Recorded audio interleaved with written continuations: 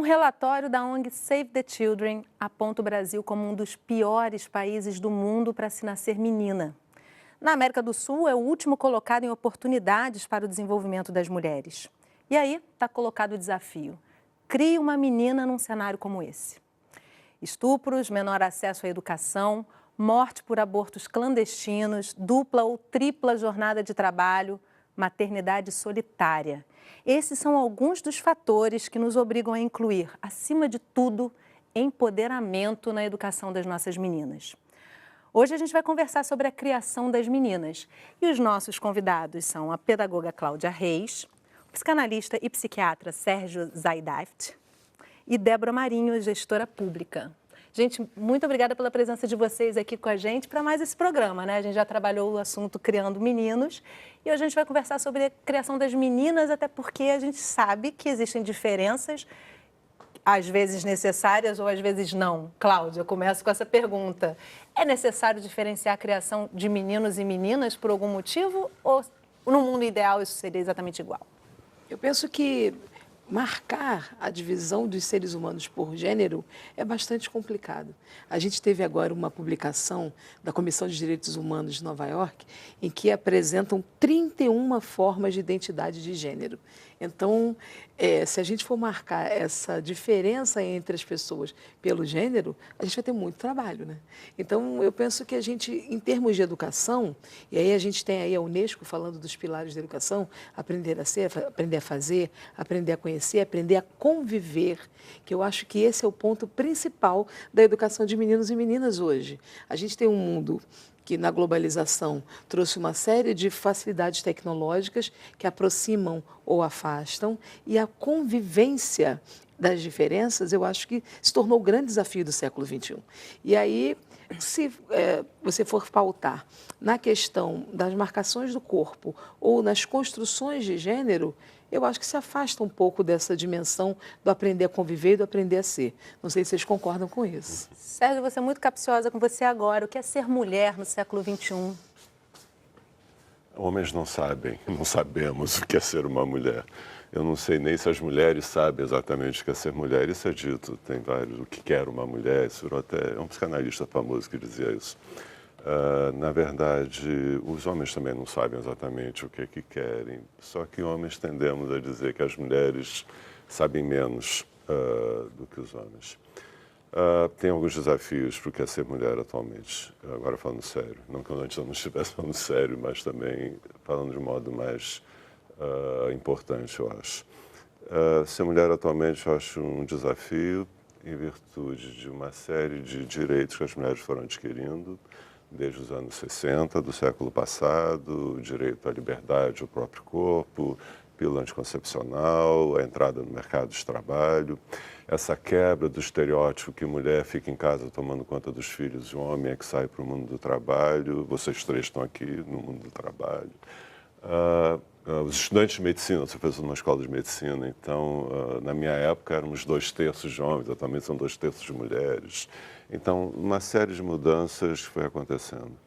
No entanto, o que eu percebo é que, atualmente, tem um certo retrocesso nessa liberdade adquirida das mulheres, quase como um refluxo dessa onda e uma volta a uma espécie de uma expectativa de um papel determinado da mulher como a princesinha do lar. Tem até escola de princesas, isso é horripilante, mas existe. Isso, eu fico muito preocupado porque é como se isso empurrasse também os homens à figura do todo-poderoso. É como se houvesse uma compartimentalização do que é ser homem e ser mulher como algo estanque, como se isso não pudesse ser, como você falou, fluido, atravessado o tempo todo. Isso eu acho muito empobrecedor, né, para a existência tanto de homens quanto de mulheres.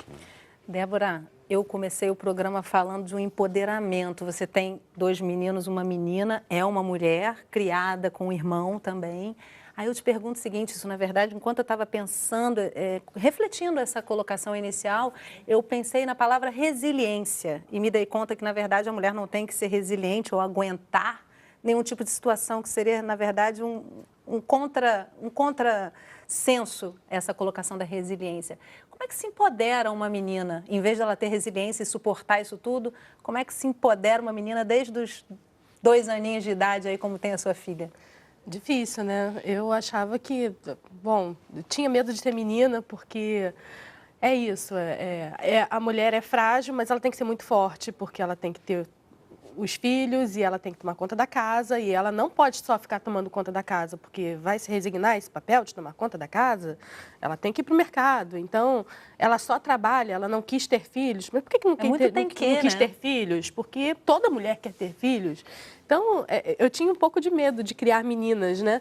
E falando sobre diferenças, a primeira diferença para mim é a biológica mesmo, de exame de urina. Um menino é mais fácil, o bebezinho, exame de urina, você coloca ali um saquinho, prende no pênis, é menina, você não consegue fazer direito.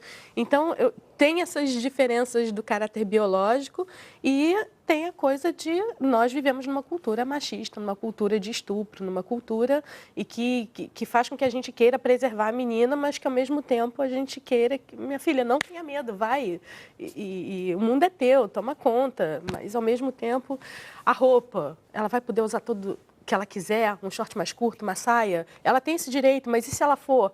Mas e se eu deixar? Mas, sabe, esse constante limite aí entre o cuidar e o não permitir que esse mundo engula ela, não ficar tolhindo a liberdade dela.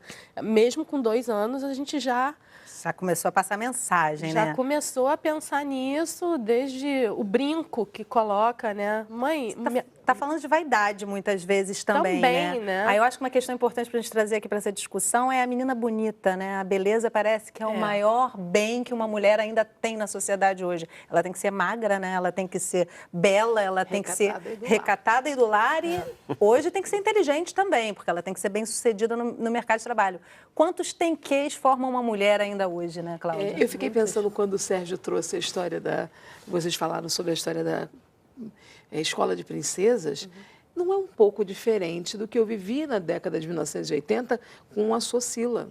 A gente tinha lá o curso de etiqueta e boas maneiras que minha mãe tentou com que eu fizesse, frequentasse. Lógico que não deu certo, mas foi uma tentativa. Ainda bem. É o mesmo padrão, a Escola de Princesas. É o mesmo padrão. E a gente está assim...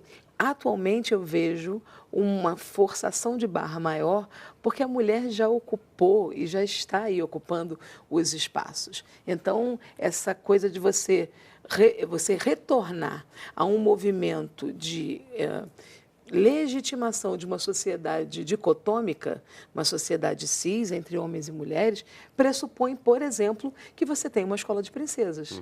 Porque aí, se você não consegue mais reter ou segurar essa expansão feminina, você começa pela educação lá na escola de princesas, colocando a mulher no lugar dela, entre aspas, né? Agora, eu vou interromper o nosso primeiro bloco mais rapidamente para a gente poder trazer a discussão meninas, adolescentes que trouxeram a opinião delas sobre como se veem nesse mundo, né, enquanto meninas, mulheres.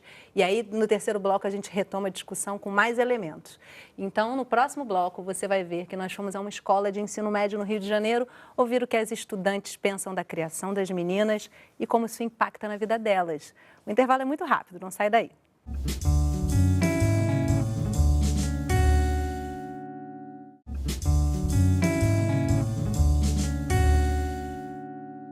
Estamos de volta conversando sobre a criação das meninas. E nós fomos a uma escola de ensino médio no Rio de Janeiro, ouvir o que as estudantes pensam da criação das meninas e como isso impacta na vida delas.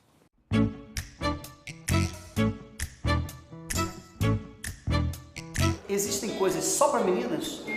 Existem coisas que a sociedade impõe para as meninas, que se um homem, por exemplo, fizer ou usar, ele vai ser mal visto. O que é coisa de menina? Toda coisa que uma menina decida fazer. Simples assim. Personagens tipo Mulan, Merida, que são teoricamente princesas da Disney, não bem princesas, são personagens. E elas são muito fortes, muito independentes e é muito legal que elas são direcionadas para o público muito jovem. Então é para uma criancinha ver, uma menina ver e pensar, pô, eu posso fazer o que eu quiser? Hermione de Harry Potter, porque ela é conhecida pela inteligência dela e não pela beleza, igual os outros personagens geralmente são. E da família de vocês? Minha mãe. Por quê? Porque ela foi a primeira bióloga da família, assim, a primeira a falar, não, eu vou estudar por mim, eu vou fazer por mim, porque minha avó não teve essa opção, minha avó não pôde estudar e tudo mais. Eu admiro muito a minha avó, porque ela sempre trabalhou, se virou sozinha, foi atrás, viajou pro Japão para trabalhar no Japão, voltou, conseguiu dinheiro, ficou sem dinheiro de novo, foi pro Japão. E tudo com a sociedade toda falando que ela não podia fazer isso, que não dava. O que mudou da época de criança de vocês para os dias de hoje? A brincadeira antes era, tipo, comprar para as meninas um forninho, uma tábua de passar, uma vassourinha, tal, tudo rosinha. E pro meu irmão era sempre carrinho, tudo azul, cores mais escuras e tal. E acho que pra nossa geração a gente já não vai mais dar o forninho pra nossa filha. A gente, se você quer brincar de boneca, tudo bem, sua boneca pode ter um carrinho, sabe? Azul, não precisa ser rosa. Que tipo de bullying mais frequente que as meninas sofrem? Principalmente peso. Peso, beleza, tudo que envolve o corpo. Eu acho que o ser mulher já virou um grande bullying. Porque você é mulher, então, tipo, já esperam que você não seja tão bom quanto um homem. E quando vocês se vestem, vocês estão se vestindo para quem? Pra mim. Eu me visto pra mim, somente pra mim, independente do que vão pensar ou do que é imposto todos os dias. Que eu não posso usar roupa curta, que mulher não pode ser vulgar. Estavam comprando uma roupa pra mim e falaram que não ia comprar porque era uma roupa masculina. Era uma blusa masculina com uma estampa muito bonita. Eu fiquei apaixonada. E ele falava assim, não vou comprar porque é uma blusa masculina. E eu acabei não usando, não comprando a blusa. Então, tipo, eu gostaria muito de me vestir só pra mim, mas não acaba acontecendo, seria muito hipocrisia dizer que sim. Mas a linha masculina das lojas são muito melhores que as femininas. Exato!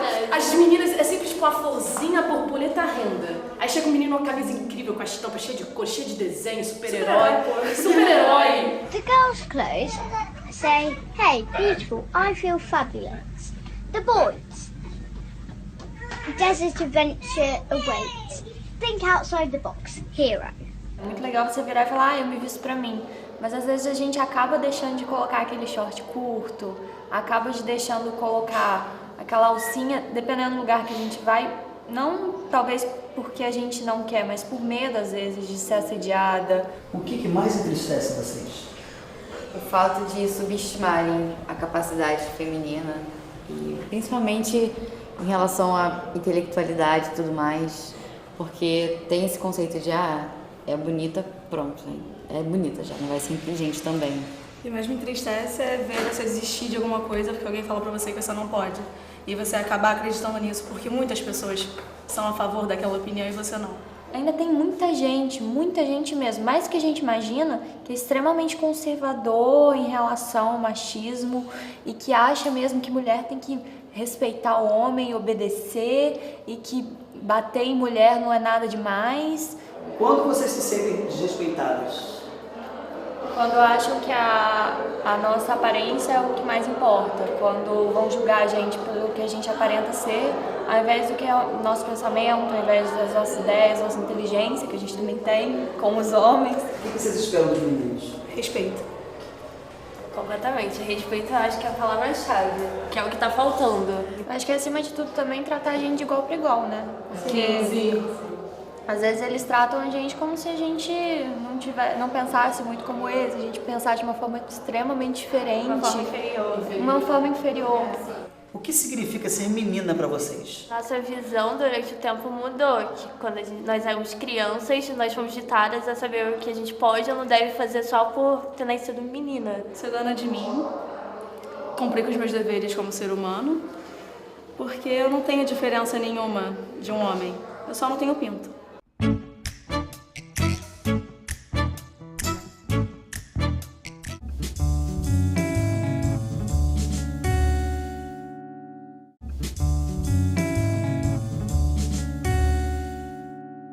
Estamos de volta conversando sobre a criação das meninas. Com a gente aqui no estúdio, Débora Marinho, gestora pública, a pedagoga Cláudia Reis e o psicanalista e psiquiatra Sérgio Zayhaif. Gente, a gente viu ali as falas das meninas, na verdade a mim nada surpreendem, né? A gente tem todo um movimento fortíssimo na internet, trazendo essas colocações o tempo todo, de uma forma muito forte, muito empoderada. Eu acho que esse termo também está bem em voga nesse momento.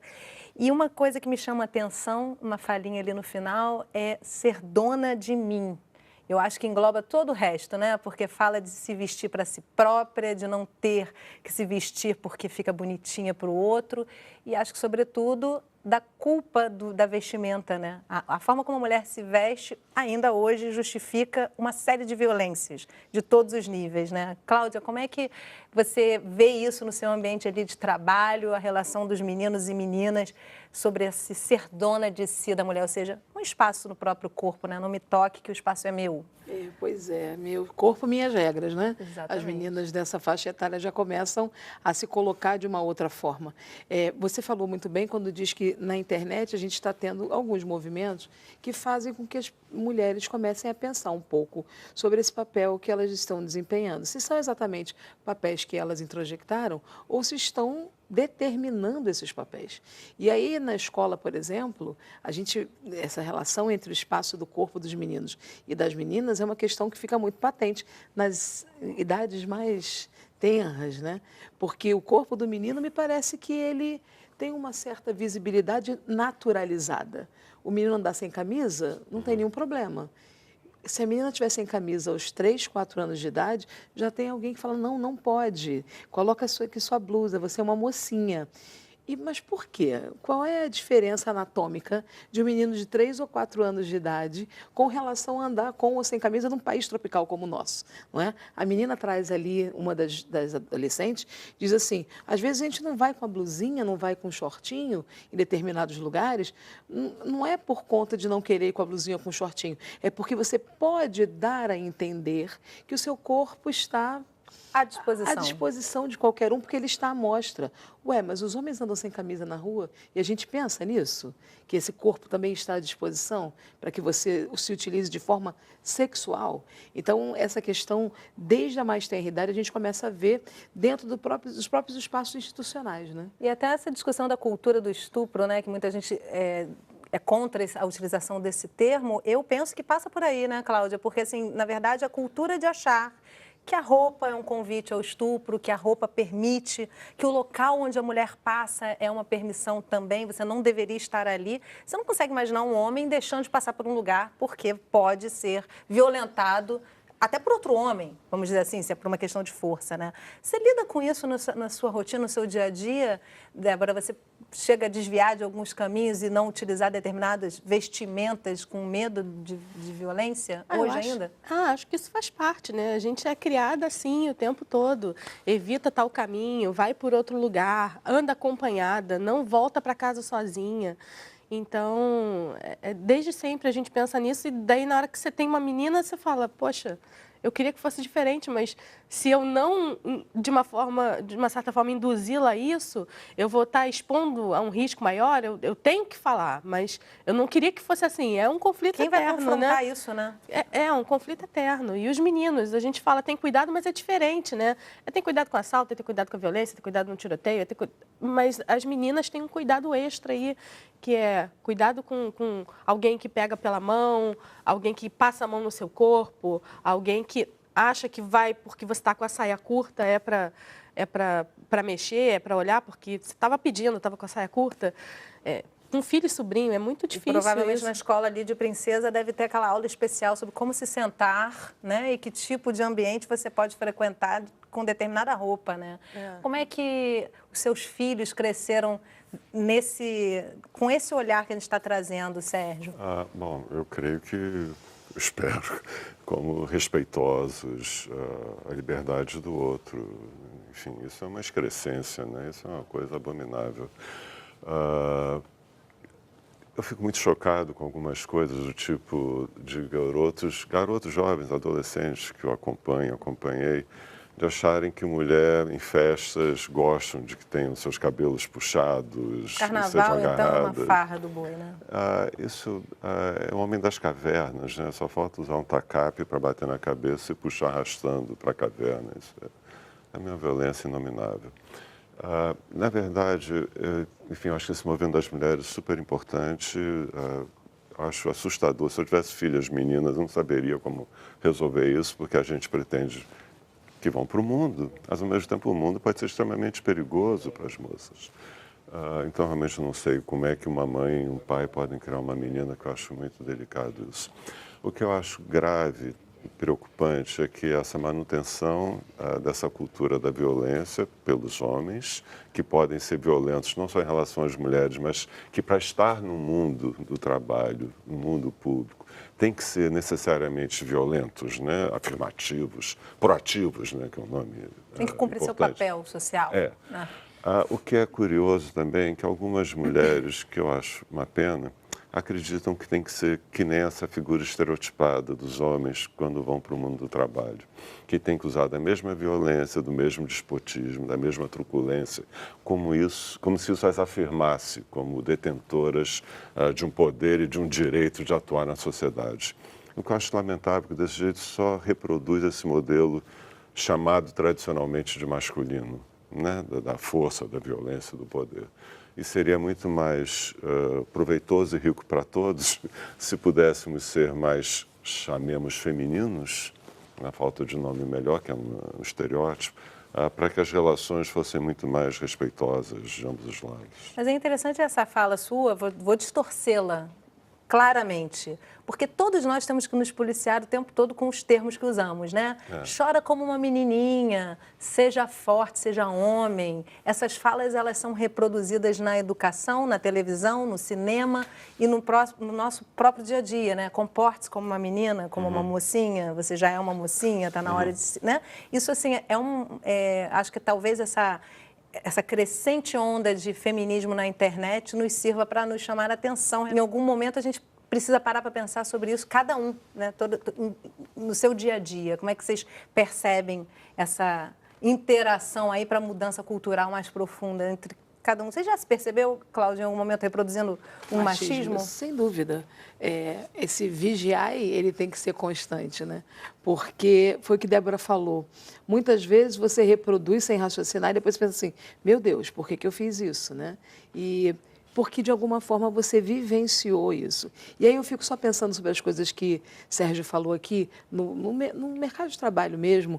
Não começa essa relação lá no mercado de trabalho. A gente começa essa relação na própria organização dos espaços produtivos das crianças. Lá na escola ou na casa, quem é que tem a maior espaço para se colocar, para colocar as suas opiniões? Na hora que você vai uma discussão, numa rodinha inocente, numa inocente rodinha de conversa lá na educação infantil. Os meninos, em geral, quem teve essa oportunidade, os meninos, em geral, têm a iniciativa, porque deles a gente espera a liderança. E aí, de alguma forma, eles já se colocam. As meninas, quando os meninos já falam mais alto, já se retraem. Por quê? Existe alguma coisa no nosso DNA que diz que a gente tem que ser mais submissa e não pode colocar as nossas opiniões? Não, porque de alguma forma aquele espaço ali está propiciando isso e a gente não percebe que a gente reproduz. Quando você deixa, por exemplo, na rodinha de conversa, os meninos se apropriarem da discussão de forma majoritária, você está, de alguma forma, dizendo, menina precisa ouvir primeiro a opinião dos meninos para depois se colocar. Isso se reproduz na nossa política, né? Você vê como a representatividade da mulher no Brasil, esse também é um dos itens dessa pesquisa que eu apresentei no início do programa, como a representatividade da mulher na política no Brasil, ela é baixa, pequena, distante da realidade populacional do nosso país. Gente, a discussão é enorme, importantíssima, sempre urgente, né? A nossa sociedade precisa mudar. Eu termino esse programa dizendo o mesmo que eu disse no Criando Meninos, no programa que a gente fez sobre a criação dos meninos, que é a violência é só um sintoma, né? O machismo é de fato a doença da sociedade, precisamos discutir igualdade para depois termos noção das diferenças, né? Porque a diferença é linda e precisa ser respeitada. Quero agradecer muitíssimo a presença de vocês mais uma vez aqui com a gente no programa. Foi um prazer conversar com vocês sobre esse tema tão importante. Obrigada. E obrigada a você por acompanhar a nossa conversa aqui pelo Canal Saúde, pela internet ou um dos nossos canais parceiros. E não se esquece que você pode participar do programa compartilhando a sua história ou sugerindo um assunto pela nossa página no Facebook. Lá você também pode rever esse programa. Não vai perder a nossa próxima Conversa em Família. Até lá!